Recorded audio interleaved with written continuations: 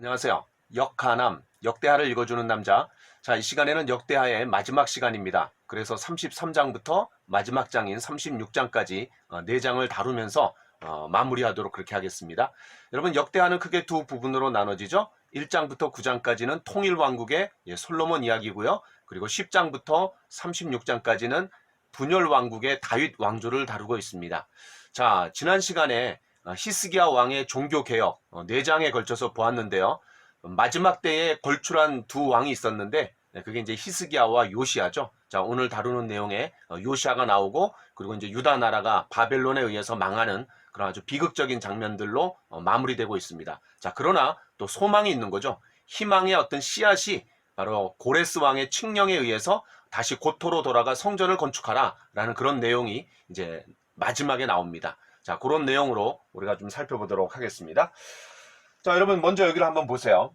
처음부터 나빠갖고 끝까지 나쁜 아하스 왕이 있었습니다. 그런데 그 아하스 왕의 아들이 히스기야고 그 히스기야 밑에 유다의 최악의 왕 므낫세, 그 다음에 아몬이 있은 후에 그 다음에 이제 요시야가 있습니다. 성군이죠. 히스기야와 요시야가 성군. 그래서 별표를 두게 했어요. 자, 그런데 이제 요시야 이후에 마지막 네 왕에 의해서 마무리가 되고 있어요. 남쪽 유다 나라가. 자, 그런데 여호 아하스가 먼저 왕이 되고 그 다음에 폐위돼요. 그 다음에 여호야 김이 애굽의 어떤 꼭두각시 왕이 되는 거죠. 그러다가 이제 여호야 긴 아들이 여호야 긴이, 여기는 김이고 여기는 긴이에요. 여호야 긴이 통치를 하다가 역시 바벨론 왕에 의해서 포로로 잡혀가고 이제 꼭두각시 왕인 시드기야가 마지막 남쪽 유다 나라의 왕이 되면서 나라가 망합니다. 자, 그런 내용 여러분 좀 유념해 주시면 좋을 것 같아요. 자, 그럼 33장. 자, 여기는 이제 므낫세와 아몬입니다. 히스기야를 4장에 다루었고 그다음 므낫세와 이제 아몬을 다루고 있어요. 여러분 그 북쪽 이스라엘의 최악의 왕을 꼽으라면은 아합이죠. 남쪽 유다의 최악의 왕은 므낫세입니다. 그리고 므낫세는 가장 길게 또 통치를 했어요. 아하스에게서 히스기야가 나온 거는 참 놀라운 하나님의 섭리죠. 그런데 히스기야 밑에서 또 므낫세가 나온 거는 참 이해할 수 없는 그런 아이러니입니다. 자, 어쨌든 므낫세를 좀 보도록 합시다. 1절부터 9절에 보니까 12살 때 왕이 돼서 55년간 아주 최장수 그냥 통치를 했어요. 그 아버지 히스기야가 한 종교개혁을 반대로 뒤집었다라고 하면 뭐 과언이 아닙니다. 그냥 다 뒤집었어요. 산당을 다시 세웠고 바알 제단을 다시 세우고 또 1월 성신을 경배했어요. 특별히 그런 하나님의 이름을 두겠다라고 하신 여호와의 전에 그 우상 제단을 쌓았어요. 야, 얼마나 그냥 뭐 간땡이가 벌써요. 그 다음에 흰놈의 골짜기에서 자기의 아들들을 불 가운데로 지나가겠어요. 이거는 그런 모압이나 그런 이방 우상들이 하는 짓거리인데 바로 이걸 똑같이 했다라는 거예요. 그 다음 이제 신접한 자와 박수를 신임했고요.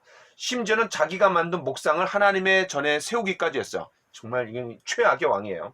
자, 그래서 9절에 보니까 유다와 예루살렘 주민이 므낫세의 꾀임을 받아갖고 뭐 당연하겠죠. 왕이 이러니까는 뭐 국민들이 똑같이 다 따라하는 거죠. 꾀임을 받아서 악을 행한 것이 여호와께서 이스라엘 자손 앞에서 멸하신 모든 나라들보다 더욱 심하였더라. 그 주변 나라들보다도 더 심하게 우상 숭배를 했다라는 거예요. 10절부터 13절을 보겠습니다. 이 내용은 열왕기에는 나와 있지 않은 역대기만의 어떤 독특한 자료예요. 자, 하나님이 아수르가 와서 치게 하셨어요. 왜냐하면은 사람 막대기와 인생 채찍으로 그런 다윗 왕조가 잘못할 때마다 하나님이 징계하시고 채찍질 하신다 그랬잖아요. 자, 그래서 주변에 아수르가 와서 이제 공격을 해옵니다. 자, 그때 이제 므낫세를 사로잡아가고 쇠사슬로 결박해서 바벨론으로 끌고 가는 거죠. 그래서 그가 환난을 당하여 그런 고난 가운데 하나님 앞에 간구하고 또 겸손히 낮아져 갖고 기도하게 됩니다. 그런데 그 기도를 하나님이 응답하셔 갖고 다시 왕위에 앉게 되는 거죠. 13절에 보니까 므낫세가 그제서야 여호와께서 하나님이신 줄을 알았더라라고 얘기합니다. 자, 그런데 여기서 짚고 넘어가야 될 게 있어요. 자, 므낫세가 사로잡혀 갔어요. 그리고 쇠사슬로 결박돼 갖고 바벨론 포로로 잡혀갑니다. 그리고 거기서 완전히 낮아져 갖고 하나님 앞에 회개하게 되고 그 다음에 다시 귀환하게 되고 그리고 왕위가 회복되었거든요. 자, 요 장면이 뭐냐면 이제 포로로 잡혀갔다가 귀환했던 공동체, 그들을 향해서 쓰여진 책이 뭐냐면 역대기잖아요. 바로 므낫세가 그들에 대한 하나의 모델인 거죠. 다시 말해서 포로 귀환자들에 대한 모델로서 회개하고 그 다음에 포로로 귀환하게 되고 그 다음에 왕위로 회복되는 거죠. 요 패턴이 바로 너희들이 따라야 될 하나의 어떤 전형이다라는 것을 보여주고 있습니다. 자, 그 다음에 이제 14절부터 20절에 보니까 그렇게 돌아왔던 므낫세가 성읍을 쌓으면서 국방을 강화하고 그 다음에 이방의 신상들을 다 제거하고 또 제단들을 성 바깥에 던지는 거죠. 그리고 어떤 종교개혁에 그런 일을 몰입합니다. 그 다음에 하나님의 제단을 보수합니다. 자, 그러면서 이제 므낫세가 잘 끝은 마무리가 이제 됐어요. 좋게 마무리가 된 거죠. 자, 그 다음에 21절부터 25절에 보니까 그의 아들 아몬이 나오는데 22세의 왕위에 올라갔고 2년이라는 짧은 시간 동안 통치하죠. 그런데 므낫세와 같이 악을 행했지만 나중에 이제 회개했다라는 말이 없습니다. 결국 신하가 이제 반역해갖고 왕을 암살하게 됩니다. 자, 34장, 35장 두 장에 걸쳐서 누가 나오냐면 이제 요시아가 나오죠. 자, 히스기야는 4장을 다루고 있고요. 요시아는 2장만 다루고 있습니다. 어쨌든 2명의 걸출한 왕이 성군이죠. 자, 1절부터 7절에 보니까 8살에 이제 왕위에 올라요. 자, 그런데 31년 동안 통치를 하는데 8살에 왕위에 올랐다. 그럼 여러분 누가 떠오르세요? 요아스가 나오죠. 요아스가 그 아달랴 때문에 7살에 왕위에 올라갔고 이제 이른 나이에 이제 왕위에 올라요. 자, 그런데 요시아는 8살에 왕위에 올랐어요. 자, 그리고 31년 동안 통치합니다. 하나님 보시기에 정직히 행하고요. 다윗의 길로 행했대요. 자, 16세 그러니까 8년 후에 하나님을 비로소 찾았대요. 이제 뭐 그런 청년기로 들어가는 거죠. 자, 그래서 어떤 자아가 이제 성립이 되고 그 다음에 정말 자기가 어떤 깊이 사고할 수 있는 그런 나이가 된 것 같아요. 그러면서 하나님을 비로소 찾았어요. 그리고 이제 20살에 유다와 예루살렘을 정결하게 하고 우상을 제거하는 그런 종교개혁을 이제 시작합니다. 자, 그 다음 8절부터 13절에 보니까 26살 때 땅과 성전 정결을 마치고 하나님의 전을 수리하도록 지시하죠. 자, 그때 이제 놀라운 역사가 일어납니다. 자, 14절부터 21절. 성전 보수 공사 중에 율법책을 발견합니다. 이 율법책을 발견한 것이 나중에 바로 종교개혁의 아주 놀라운 토대가 되는 거죠. 왕이 율법의 말씀을 듣자 자기 옷을 찢습니다. 다시 말해서 회개하는 거죠. 그러면서 뭐라 그래요? 이 발견한 책의 말씀에 대하여 여호와께 물으라. 다시 말해서 선지자를 찾아가고 한번 물으라는 거죠. 조상들이 하나님의 말씀을 지키지 아니하고 준행하지 않았기 때문에 하나님의 진노가 임한 거다. 바로 므낫세 때랑 이제 아몬 때를 얘기하는 거죠. 자, 22절부터 28절에 보니까 당시 대제사장 힐기야와 왕이 보낸 사람들이 여선지자 훌다에게 찾아갑니다. 자, 그 훌다를 통해서 하나님의 말씀을 듣는 거죠. 그게 뭐예요? 여호와께서 이같이 말씀하시기를 내가 이곳과 그 예루살렘과 그 주민에게 재앙을 내리되 곧 유다 왕 앞에서 읽은 책에 기록된 모든 저주대로 하리니. 그러니까 신명기 뒤쪽에 보면은 순종했을 때는 축복이 있고 순종하지 않았을 때는 하나님의 언약을 깨뜨렸을 때는 그런 여러 가지 재앙이 있고 하나님의 진노가 있다라는 것을 얘기했어요. 바로 그 저주대로 하리니 이는 이 백성들이 나를 버리고 다른 신들에게 분향하며 나의 노여움을 이곳에 쏟으며 꺼지지 아니하리라. 이렇게 이제 얘기하는 거죠. 그러면서 덧붙여요. 내가 이곳과 그 주민을 가리켜 말하는 것은 내가 듣고 마음이 연약하여 하나님 앞 곧 내 앞에서 겸손하여 옷을 찢고 통곡하였으므로 나도 내 말을 들었노라. 내가 평안히 죽고 이 재앙을 네가 눈으로 보지 못하리라. 그러니까 요시야 왕 때는 그런 재앙이 있지 않고 이제 그 나중에 있게 된다라는 거죠. 자, 29절부터 33절에 보니까 왕이 모든 백성을 모았어요. 그래서 하나님의 전에서 발견한 언약책을 읽어주는 거죠. 왕이 하나님 앞에서 대표로 언약을 세웁니다. 그래서 마음과 목숨을 다하여 하나님 앞에 순종하겠다라고 서약을 했더니 이제 모든 사람들도 그 서약에 참여하는 거죠. 바로 하나님과의 언약 갱신이 이루어진 겁니다. 자, 33절. 이와 같이 요시아가 모든 가증한 것들을 제거하게 하고 하나님만 섬기게 하였으므로 요시아가 사는 날을 동안에는 이스라엘이 하나님 앞에 복종하고 떠나지 아니하였더라. 자, 우리가 이제 이 왕들의 이야기를 보면 그런 탁월한 왕들, 탁월하다라는 것은 뭐냐면 이제 정치적으로 뭐 경제적으로 탁월할 뿐만 아니라 가장 중요한 것은 영적이죠. 하나님과의 관계에서 분명한 그런 사람들은 이제 하나님께서 사용하시고 그들을 통해서 부흥을 주시는데 그런 제일 우두머리인 왕이 어떠냐에 따라서 그 민족과 그 백성들의 삶이 결정되는 것을 우리가 좀 볼 수 있는 것 같아요. 이제 가정이면은 가장이 되는 거고, 교회면은 지도자들 또 목회자가 되는 거고, 또 한 나라이면은 이제 대통령 이하 그런 위정자들이 되는 거죠. 그들이 어떻게 하나님 앞에 세워지느냐에 따라 그 밑에 있는 사람들의 삶의 질이 결정된다라는 것을 우리가 좀 볼 수 있는 것 같습니다. 자, 이제 35장. 역시 이제 요시아의 이야기인데, 히스기야가 그런 종교개혁의 가장 중요한 핵심 중에 하나가 뭐였냐면은 유월절을 준수하는 거였어요. 마찬가지로 이제 35장도 유월절 준수가 나옵니다. 그런 종교개혁의 가장 하이라이트가 이제 그 율법대로 바로 유월절을 준수하는 거죠. 1절부터 9절에 보니까 유월절 준수하는 내용들이 나옵니다. 히스기야 때와는 좀 다르게 아주 모범적으로 준수해요. 왜 그러냐면 히스기야 때는 이제 상황상 이렇게 녹록지 않았어요. 왜냐하면 제사장들도 준비되지 않았고 또 망했던 북쪽 이스라엘도 같이 참여시켰기 때문에 상황상 이제 2월로 연기하죠. 그러나 율법에 나온 대로 1월 14일 날 정확하게 지킵니다. 자, 3절에 보니까 여호와 앞에서 구별되어 온 이스라엘을 가르치는 일을 이제 레위인에게 담당시켰죠. 여러분, 레위인의 역할이 뭐냐면 가나안 땅에 들어가갖고 땅을 분배받았을 때 그럼 48곳으로 흩어져 갖고 가는 곳곳마다 이 레위인들이 성경을 가르치고 하나님 앞에 나올 수 있도록 잘 준비시키는 역할을 이제 레위인들이 하는 거죠. 그러나 사사기 말기에 그런 레위인들이 제대로 역할을 하지 못했을 때 이제 사사시대가 왔다라는 것을 우리가 좀 전에 본 적이 있습니다. 어쨌든 이 레위인들은 하나님의 말씀을 백성들에게 잘 가르쳐서 하나님을 잘 섬길 수 있도록 만드는 역할이 바로 이 레위인들의 역할이었다는 거예요. 자, 그 다음에 성전 시대가 아니기 때문에 이제 언약궤를 어깨에 매지 말고 이제 이스라엘 백성들을 잘 섬기는 일을 해라라고 이제 얘기해 주는 거죠. 이스라엘 왕 다윗의 글과 솔로몬의 글을 준행하라. 다시 말해서 그런 성전의 예배와 연관된 것들을 잘 만들어 놓은 사람들이 이 다윗과 솔로몬이었기 때문에 그들이 만들어 놓은 어떤 규례들, 그런 지침들을 잘 따라서 이제 섬겨라 이렇게 얘기하는 겁니다. 자, 왕과 방백들이 희생 제물을 위한 동물들을 이제 제공하는 거죠. 위에 있는 지도자들이 먼저 잘 섬기는 겁니다. 자, 10절부터 15절에 보니까 그런 준비대로 유월절 행사를 치르는 거죠. 레위인은 짐승의 가죽을 벗기고 또 제사장은 피를 받아서 뿌리고 또 모세의 책 그대로 시행했다라는 거예요. 또 노래하는 자들과 문지기들도 다 같이 참여하는 거죠. 아름답게 유월절 행사가 이제 마무리가 되는 겁니다.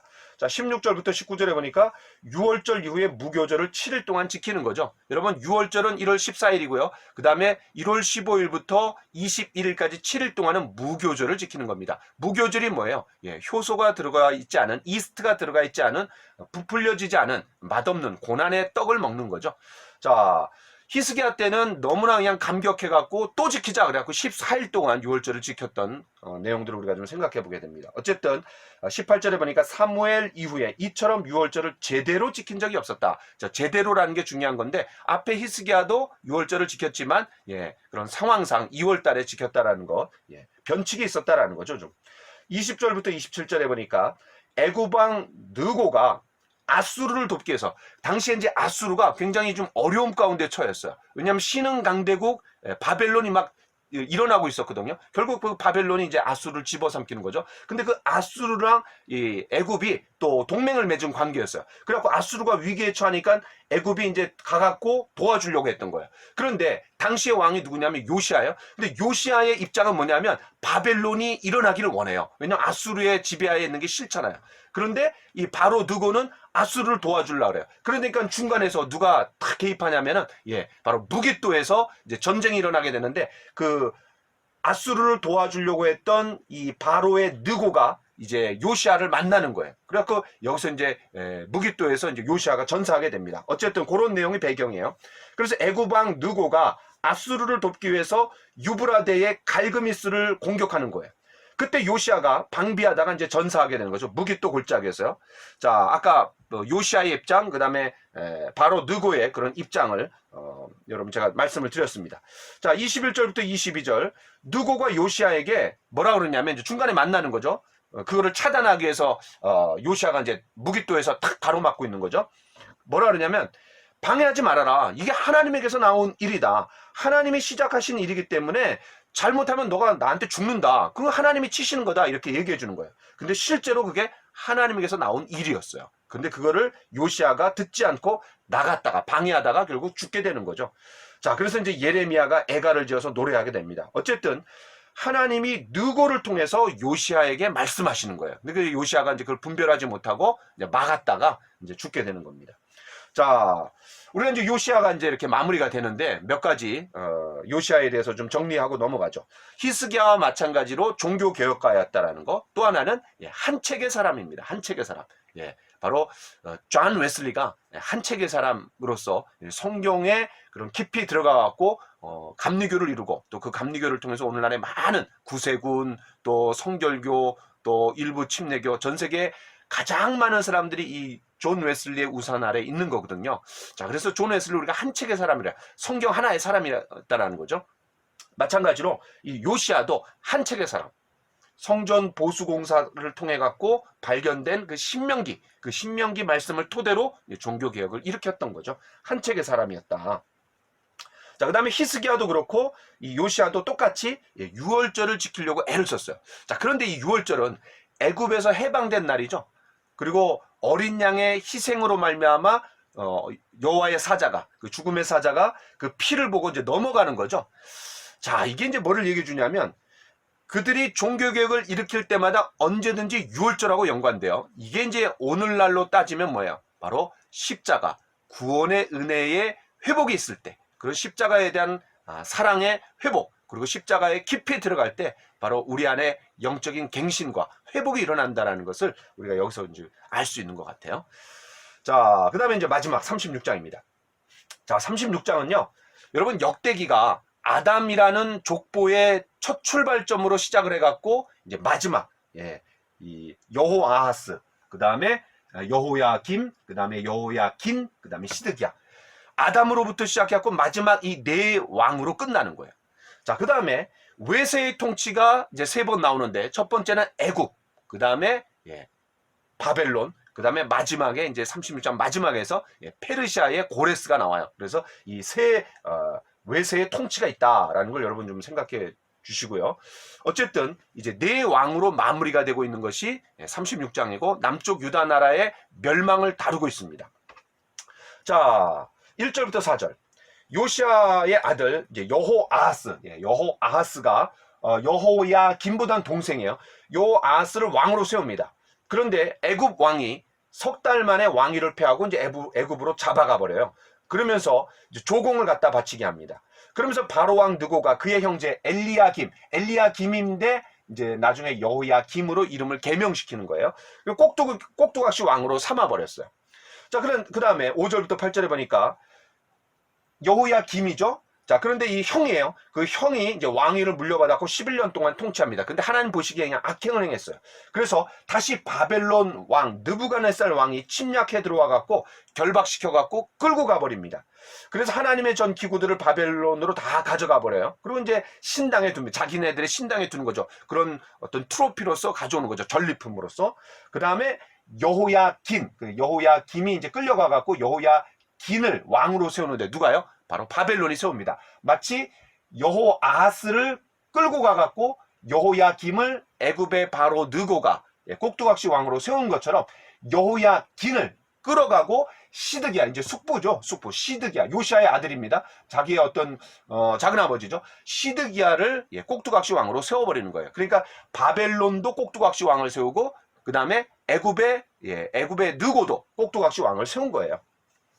자, 그 다음에 이제 9절부터 10절에 보니까 여호야긴이 이제 8살에 왕이 올랐는데 석 달 열흘간 통치를 하다가 왕을 잡아가고 이제 숙부 시드기야를 이제 왕으로 꼭두각시 왕으로 세우는 내용이 나와 있습니다.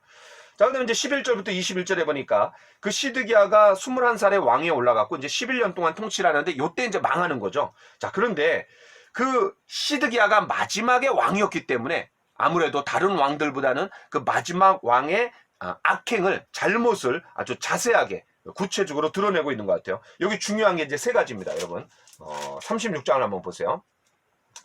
자, 12절. 그의 하나님 여호와 보시기에 악을 행하고 선지자 예레미야가 여호와의 말씀으로 일러도 그 앞에서 겸손하지 아니하였습니다. 그러니까 예레미야 선지자가 그 마지막 시드기야 왕 때 활약했다라는 걸 좀 알 수 있죠. 자, 그래서 12절에서는 그 남쪽 유다 나라가 망한 원인이 뭐예요? 왕이 잘못했다라는, 왕이. 첫 번째는 왕이 잘못했다. 또 하나 이제 13절에 또한 느부갓네살 왕이 그의 하나님을 가리켜 맹세하게 하였으나, 다시 말해서 나한테 잘 섬겨라. 사실 예레미야 선지자를 통해서 너무나 이 유다 나라가 너무나 그냥 악행을 행하니까 하나님께서 바벨론이라는 나라를 통해 갖고 채찍질하시고 그럼 망하게 하시고 나중에 70년 동안 거기로 잡혀갔다가 돌이키게 하는 것이 하나님의 뜻이었어요. 그런데 예레미야가 그걸 그대로 얘기했더니 이제 매국노라고 얘기하면서 이제 예레미야가 감옥에 갇히기도 하고 어려움을 당했어요. 그래서 이제 눈물의 선지자죠. 자, 어쨌든 그 느부갓네살 왕에게 항복을 하는 것이 하나님의 뜻이에요. 근데 항복하라고 얘기하니까 항복하지 않는 거죠. 자, 그래서 처음에는 항복하는 척 했다가 나중에 이제 그거를 반역을 하면서 언약을 깨트리는 거예요. 근데 그 언약을 깨트렸을 때 뭐라고 얘기하냐면 느부갓네살 왕이 그를 그의 하나님을 가리켜 맹세하게 하였으나 그가 왕을 배반하고 목을 곧게 하며 마음을 완악하게 하여 이스라엘 하나님 여호와께로 돌아오지 아니하였고. 그래서 처음에는 섬기겠다고 했는데 그 조약을 깨는 거죠. 근데 그 조약을 세울 때에 하나님 앞에 맹세한 거예요. 여러분, 하나님 앞에 맹세한 것은 깨트릴 수가 없습니다. 자, 그런데 그걸 깨트렸다라는 거예요. 자, 그래서 왕이 잘못한 것을 12절과 13절에서 얘기하고 있어요. 첫 번째 왕의 잘못이에요. 두 번째 14절 모든 제사장들의 우두머리들과 백성도 크게 범죄하며 이방 모든 가증한 일을 따라서 여호와께서 예루살렘에 거룩하게 두신 그의 전을 더럽게 하였으며. 자, 두 번째는 누가 잘못한 거예요? 종교 지도자들입니다. 특별히 제사장들이 잘못했다라는 거예요. 자, 두 번째는 제사장들의 타락이에요. 자, 그 다음에 이제 15절. 그 조상들의 하나님 여호와께서 그의 백성과 그 거하시는 것을 아끼사. 하나님께서 너무나 아끼셨어요. 그래서 회복의 기회를 주시는 거예요. 근데 그 회복의 기회가 뭐예요? 부지런히 그의 사신들을 그 백성에게 보냈다라는 거죠. 그 사신들이 누구예요? 선지자들을 보내는 겁니다. 자, 16절. 그의 백성이 하나님의 사신들을 비웃고 그의 말씀을 멸시하며 그의 선지자를 욕하여 여호와의 진노를 그의 백성에게 미치게 하여 회복할 수 없게 하였으므로. 자, 세 번째 정리하겠습니다. 첫 번째는 누가 잘못해요? 왕입니다. 두 번째는 누가 잘못해요? 제사장. 세 번째는 누구예요? 선지자입니다. 아니, 선지자가 아니라 그 선지자를 무시한 거죠. 백성들이 무시하는 거예요. 그러니까 완전히 총체적인 타락이라는 걸 알 수 있어요. 위에서 왕이 타락했고 그 다음에 종교 지도자들이 백성들에게 잘해야 되는데, 잘 섬기면서 하나님과 백성들 사이에 가교 역할을 해야 되는데 전혀 그런 역할을 하지 못하고 오히려 하나님의 전을 더럽히는 그런 그냥 수괴의 역할을 했어요. 자, 그때 하나님께서 왕과 제사장들은 기득권 세력이에요. 왜냐하면 그 아들들이 이어갖고 왕이 되고 제사장이 돼요. 그런데 하나님께서 안전장치로서 그 기득권 세력을 향해 할 말을 하게 만들고 하나님의 어떤 심판을 때리게 만들고 경고하게 만드는 자들이 누구냐면 선지자인데, 그 선지자들의 말씀도 버리고 오히려 비웃고 심지어는 옥에 가뒀어요. 그래 뭐 하나님께서 할 수 있는 방법이 이제 더 이상 없는 거예요. 그래서 어떻게 되는 거예요? 자, 17절.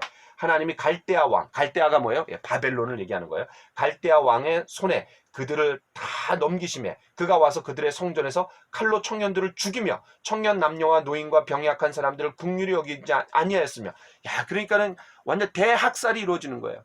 너무나 비참한 거죠. 자, 또 하나님의 전의 대소 그릇들과 여호와의 전의 보물과 왕과 방백들의 보물을 다 바벨론으로 끌어가고 하나님의 전에 또 왕의 그런 모든 보물들을 그냥 전리품으로 다 가져가 버리는 거예요. 그 다음에 19절. 가장 비참한 장면이 이제 여기죠. 또 하나님의 전을 불사르며 하나님의 임재 장소, 거기가 완전히 불살라지는 겁니다. 그 다음에 예루살렘 성벽을 헐고 그 다음에 그들의 모든 궁실을 불사르며 그들의 모든 귀한 그릇들을 부수고. 20절. 칼에서 살아남은 자를 그가 바벨론으로 사로잡아가매 무리가 거기서 갈대아 왕과 그의 자손의 노예가 되어 바사국이 통치할, 바사는 뭐냐면 페르시아입니다. 바사국이 통치할 때까지 이른가. 그러니까 70년 동안 바벨론 포로로 잡혀가는 거예요. 얼마나 비참해요. 자, 21절. 이에 토지가 황폐하여 땅이 안식년을 누림과 같이 안식하여 70년을 지냈으니 여호와께서 예레미야의 입으로 하신 말씀이 이루어졌더라. 예레미야 29장에 보면은 또 25장에 보면은 70년 동안 그들이 바벨론 포로로 잡혀갈 거다라는 것을 하나님이 이제 말씀하셨는데 그게 성취되었다라는 거예요. 자, 그런데 여기 21절에 땅이 안식을 누렸다라는 거예요. 70년 동안 거기에 이제 살던 사람들이 다 포로로 잡혀갔잖아요. 그러니까 그 70년 동안 땅이 휴경 상태에 있는 거예요. 휴경지 상태가 되는 거예요. 자, 그런데 이게 이제 아주 놀라운 말씀이에요. 자, 여러분, 레위기 25장 4절에 보니까 제가 한번 읽어보겠습니다. 일곱째 해에는 그 땅이 쉬어 안식하게 할지니 여호와께 대한 안식이라. 너는 그 밭에 파종하거나 포도원을 가꾸지 말며. 그러니까 이스라엘 백성들에게 하나님께서 땅을 선물로 주시는 거예요. 땅의 주인이 누구예요? 하나님이십니다. 그리고 이스라엘 백성 땅을 사고 팔 수가 없는 거예요. 자, 그런데 7년째는 뭐예요? 안식년을 주라는 거예요. 사람에게도 안식년이 있는 것처럼 땅에게도 안식년이 있는 겁니다. 그래서 그 안식년을 줘갖고 이제 땅이 이제 재충전할 수 있는 기회가 되는 거죠. 자, 그런데 8절 너는 7 안식년을 계수할지니, 그러니까 77에 49죠. 49년째가 되면은 50년째, 그때도 안식년을 주라는 거예요. 그 50년째를 뭐라 그래요? 우리가 희년이라 그러죠. 희년. 자, 그래서 여기에 이제 나와 있는 안식을 했다. 여기에 배경이 되는 것이 바로 레위기 25장입니다. 그래서 여러분 레위기 25장 4절하고 제가 이제 아까 8절을 읽었는데 8절부터 12절 또 4절을 좀 연관해 갖고 읽으시면 좋을 것 같아요. 어쨌든 그 포로로 잡혀가 있는 동안에 땅이 재충전할 수 있는 기회가 주어진 거죠.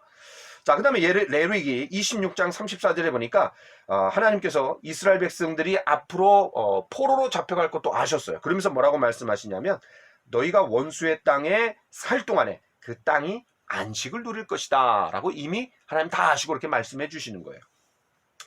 자, 그 다음 22절부터 23절까지 아주 놀라운 말씀이 있죠. 바사의 고레스 왕, 페르시아의 고레스 왕 때 이제 원년에 여호와께서 예레미야의 입으로 하신 말씀을 이루시기 위해서, 무슨 말이에요? 70년 후에 고토로 돌아오는 거죠. 자, 그래서 그때가 이제 페르시아 왕인데 고레스 칙령에 의해서 너희는 돌아가라. 돌아가서 뭐 하라는 거예요? 성전을 건축하라. 이렇게 얘기하는 거죠. 자, 22절, 23절이 에스라, 그 다음에 이제 나오는 에스라서의 1절부터 3절까지의 내용을 그대로 이제 옮긴 거예요. 그러니까 역대기랑 에스라, 느헤미야, 에스더 이런 것들이 이제 하나의 어떤 역사서로 이제 같이 붙어 있는 거죠. 연관된 거라는 거예요. 자, 페르시아 고레스 왕 때 예레미야 예언의 성취로, 그래서 나라가 망한 것도 성취고 또 70년 후에 돌아오는 것도 성취가 되었다라는 거죠. 자, 그러면 22절, 23절이 왜 중요해요?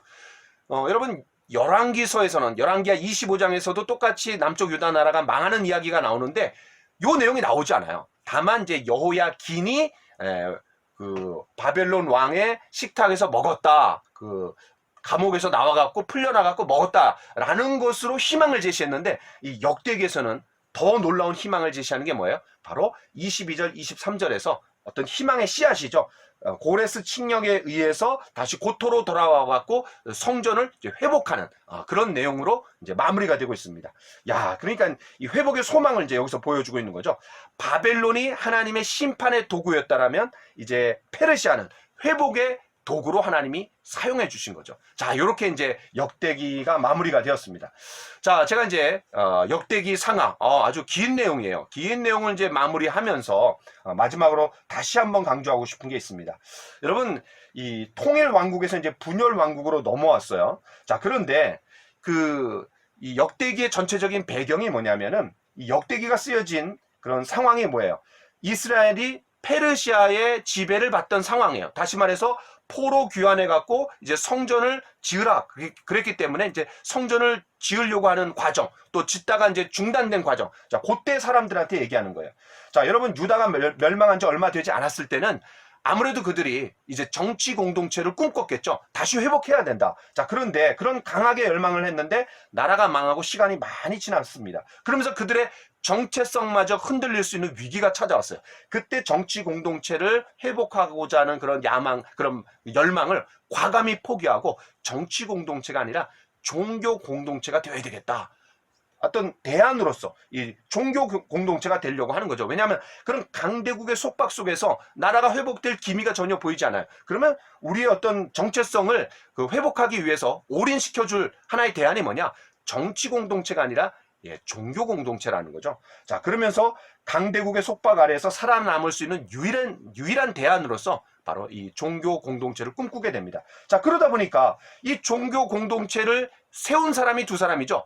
다시 말해서 다윗이고, 그 다음에 그걸 더 공고하게 성전 건축을 통해 갖고 공고하게 확립시킨 사람이 솔로몬이었어요. 그러다 보니까 바로 이 다윗과 솔로몬을 하나의 어떤 이상적인 모델로 제시하면서 바로 역대기 전체가 그런 종교 공동체의 어떤 대안으로서 그들이 정체성을 이제 갖도록 만들기 위해서 성전이 중심이 되어 갖고 쓰고 있는 내용이 뭐냐면 역대 상하입니다. 그래서 열왕기 상하랑 좀 차이가 있다라는 것을 다시 한번 제가 중간에도 말씀드렸는데 다시 한번 말씀드리면서 여러분 이렇게 역대기를 마무리하도록 하겠습니다. 여러분 그동안 역대기 같이 읽고 또 묵상하느라고 너무나 고생 많으셨고 아마 여러분에게 잘 정리되는 시간이었을 줄로 믿습니다. 감사합니다.